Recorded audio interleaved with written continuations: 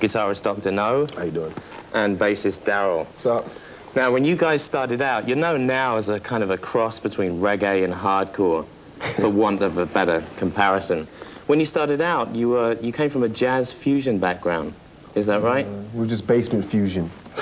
Basement fusion? Yeah, basement fusion. Like we down in the basement as a teenager jamming. Now, what made you switch over to the hardcore sound? Signs of the times, basically. We had this rebel, we had something we wanted to say. And in the basement fusion, we really couldn't express what we wanted to say. And it was basically signs of the times, because these are hard times we're living in. You know, the youths had to yell out. Now, you started out in D.C., and you were there for several years before you made the move to New York. And what made you move?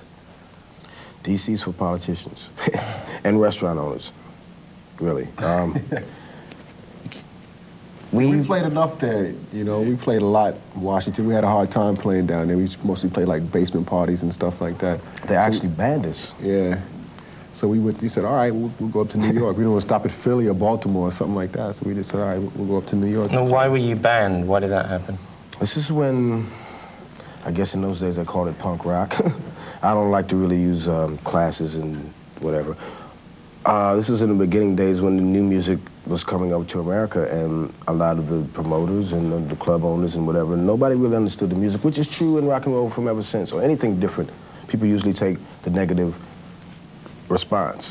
And that's what they did. And it was only 3 clubs at the time, and each club owner knew each other, and we played at one club, and it's like, oh, you guys entice rats, and you make people jump up. In those days, it was pogoing, instead of slamming, creepy crawling, and whatever. It was like, you guys causing riots, and blah, blah, blah, and one calls the next one, and it's like, well, sorry, guys, we can't play anymore. And we said, sorry, we're gonna leave.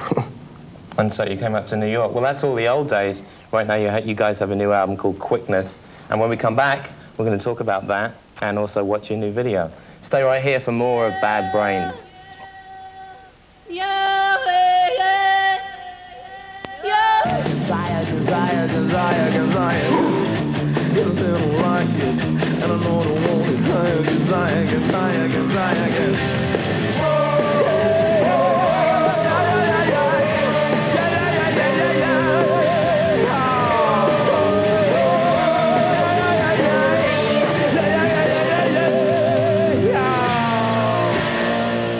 Welcome back. We're here with Dr. No and Darryl of Bad Brains. Now, perhaps the biggest black rock band since Jimi Hendrix is Living Colour. And guitarist Vernon Reid says it's not Jimi Hendrix that's influenced him so much as you guys. Now, how does that make you feel? Is that a compliment? Absolutely. But you see, each one teaches one. And we, meaning everyone in the world, because everybody has their things that they are good at. And no one person is good at all things. And yeah, it definitely makes us feel good. And we've helped each other out. It's kind of like each hand wash the other. Do you think that black rock music is making headway? Actually, to be truthful, which Vernon and them are trying to say with the Black Rock Coalition is that rock and roll is invented by black people. So whatever rock and roll is today, if that's not headway, what is it? But music don't have no colors. Music is a sound, you know? All forms of music. Now, one thing that you have in common with Living Colour is that you both are not afraid to confront political issues in your lyrics. One difference, though, is that there's a vein of spirituality running through your music and your lyrics. Now, how important is Rastafarianism to you? Well, Rastafari is a way of life to us, and this is what we live. So it's our life, so it is the utmost importance.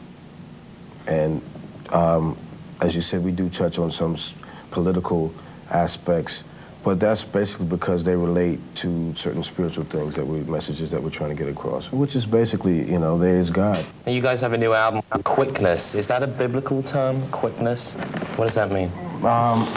Quickness, what we actually meant by quickness, entitling the record that is urgency, you know, with the swiftness, you know, with the quickness, because people have to wake up.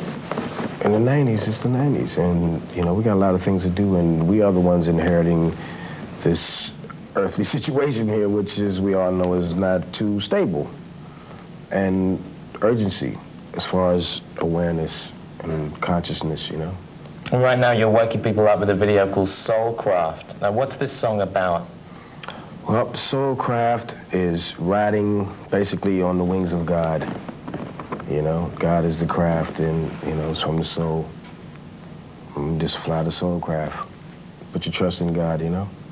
Yeah. Let's take a look at that video right now. Bad Brains with Soulcraft.